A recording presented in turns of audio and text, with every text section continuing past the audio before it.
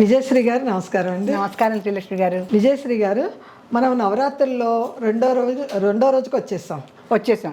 ఈ రెండో రోజు ఏం అవతారం అంటారు, ఎలా అలంకరణ అంటారు, ఏమి పఠించాలని చెప్తారు, మనకి ఏ ఫలితం వస్తుందన్నది మీరు వివరించండి. అమ్మవారిని పూజిస్తే ఏ రకమైన ఫలితం ఉన్నా ఉంటుందండి.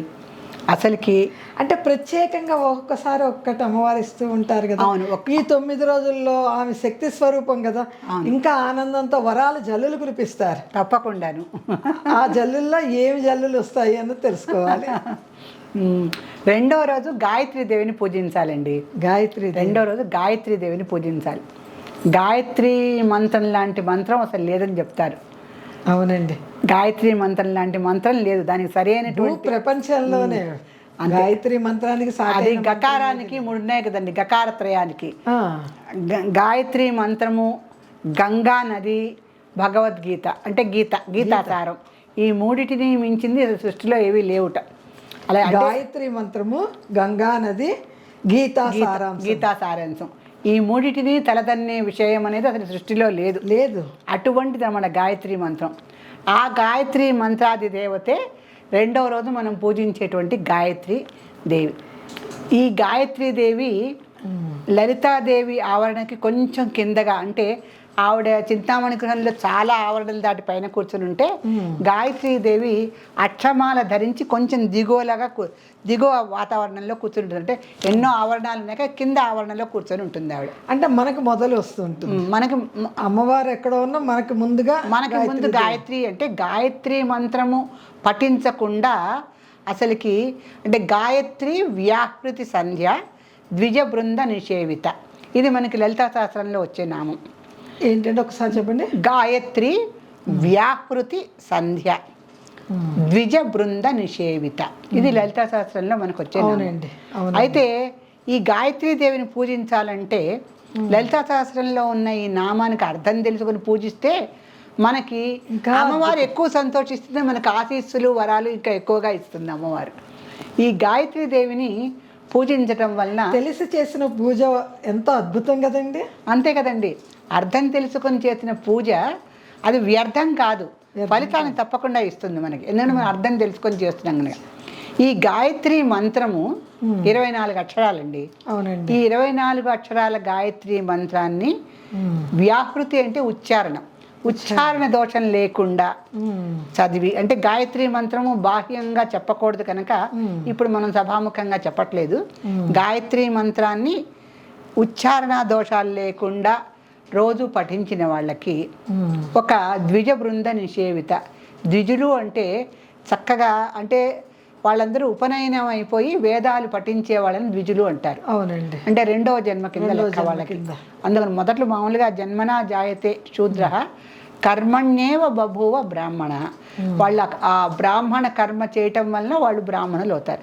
ఆ బ్రాహ్మణ కర్మ ఏంటంటే ఉపనయనం చేసుకొని ఈ గాయత్రి మంత్రోచ్చారణ చేయటమే.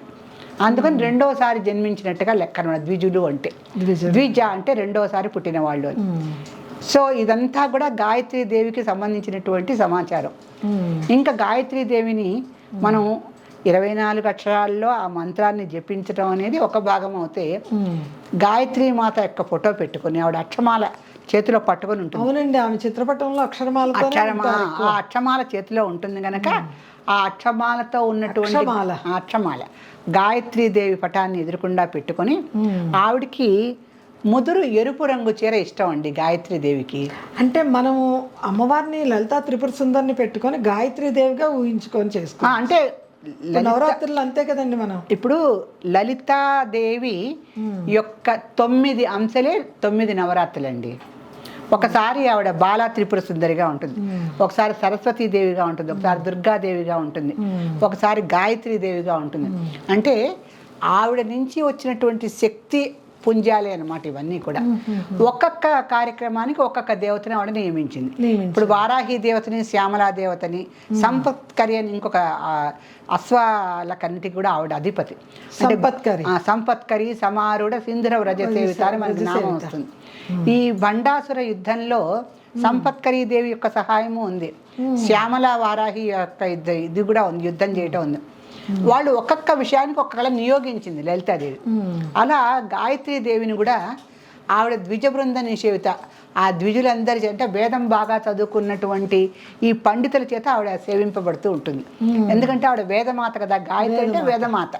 24 అక్షరాల మంత్రం ఉన్న, అంటే ఆ గాయత్రి మంత్రాన్ని మించిన మంత్రం ఇంకోటి లేదు కనుక ఆ మంత్రాన్ని ఎవరైతే పఠిస్తారో వాళ్ళు వేదం చదివినట్టే లెక్క. వేదం చదివినట్టే లెక్క. అది వేద మంత్రమే కదా గాయత్రి మంత్రము. అందుకని చేసి ఆ మంత్రాన్ని రోజు పఠించినట్టయితే ఆయురారోగ్యాలకు అసలు ఢోకా ఉండదు, ధనధాన్యాలకు అసలే ఉండదు. అందుకని గాయత్రి మాతని ఇవాల్టి రోజున మనకి నవరాత్రుల్లో వచ్చే 2వ రోజున కనుక మనం ఏ రంగు చీరండి, ముదురు ఎరుపు రంగు చీర కట్టి ఆవిడికి నైవేద్యం నిమ్మకాయ పులిహార. నిమ్మకాయ పులిహార అంటే ఈ దేవతలకి నిమ్మకాయలకి ఒక సంబంధం ఉందండి. ఇప్పుడు దుర్గాదేవి కూడా నిమ్మకాయల దండ వేస్తారు. ఇక్కడ కూడా ఏంటంటే నిమ్మకాయల పులిహార చేయటంలో ఒక విశేషం ఉంది, చింతపండు పులిహార చేయటంలో ఒక విశేషం ఉంది. ఈ నిమ్మకాయల్లో శక్తి దాగి ఉంటుంది. అంటే దేవతల యొక్క శక్తిని నిక్షిప్తం చేయాలంటే నిమ్మకాయ ఎక్కువగా ఆఘ్రాణించగలదు దాన్ని. అందుకని నిమ్మకాయల దండ వేస్తారు దేవతలకి. అందుకని ఆ నిమ్మకాయకు ఉన్నటువంటి విశేషంతో ఆ నిమ్మకాయ రసంతో చేసినటువంటి పులిహారని గాయత్రీదేవికి నైవేద్యం. మహానైవేద్యం ఎట్లా ఉంటుంది, మహానైవేద్యం ఎలాగో స్పెషల్ గా పెట్టే నైవేద్యం. అంటే ఒక్కొక్క రోజు ఒక్కొక్క నైవేద్యం మనం చెప్తాం కనుక ఒక్కొక్క రంగు చీర కూడా చెప్తాం గనక ఆవిడకి ఎరుపు రంగు చీర కట్టి, మామూలుగా మనం భక్ష్య భోజ్య చోష్య లోహ్యాదులు అంటే అన్ని పెడతాం అమ్మవారికి. దాంట్లో నిమ్మకాయ పులిహార కంపల్సరీగా పెట్టాలి. ఒక్కొక్క దేవతకు ఒక్కొక్కటి ఇష్టం గనక ఒక రోజున గారెలు అంటారు, ఒక రోజు పులిహార అంటారు. ఈ దేవతకి నిమ్మకాయతో చేసిన పులిహార ఇష్టం గనక దాన్ని నివేదన చేసినట్టయితే మనం కోరుకున్న కోరికలన్నీ, మనస్సులో ఒక కోరికని సిద్ధింపజేసుకొని, అంటే మనకి ఏ సమస్య అన్నా ఉండొచ్చు.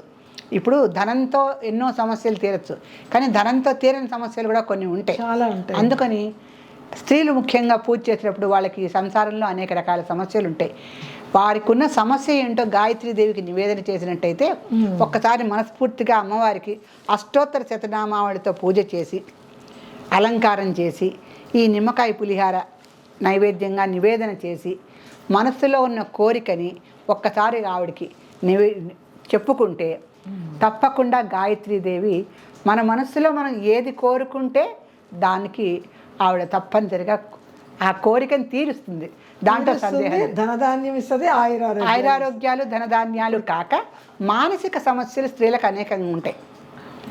మానసికంగా చాలా, కొంతమంది పిల్లలు మాట వినని పిల్లలు పుడతారు, కొంతమంది వాళ్ళు సరిగ్గా చదువుకోరు, అడ్డదారులు తొక్కుతూ ఉంటారు. ఒక్కసారి భర్త సహకారం లేని స్త్రీలు కూడా చాలా మంది ఉంటారు. అది కూడా పెద్ద సమస్య. తర్వాత అత్తమామలతో ఆడబిడ్డలతో కొన్ని సమస్యలు ఉండేటువంటి ఉంటాయి. ఇలాంటి మానసిక సమస్యలకి ధనధాన్యాలు సంబంధం లేదు. ధనధాన్యాలు ఉన్నప్పటికీ మానసిక సమస్యలని తీర్చే వాళ్ళు ఎవరు ఉండరు.